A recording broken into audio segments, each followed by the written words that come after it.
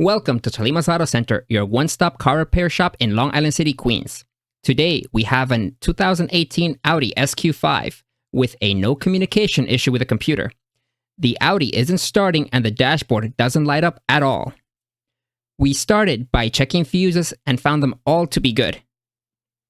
So we spent some more time diagnosing the S-Q5 and we found the cause of the problem.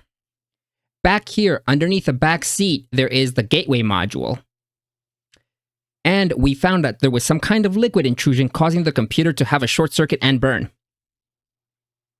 This is the gateway module right here, and you can see the burn marks right here. This is what created the no start, no communication conditions that this car is experiencing.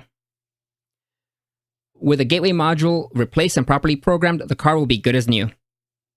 If you have a European, Asian, or domestic car that you'd like diagnosed, give us a call or check out our website.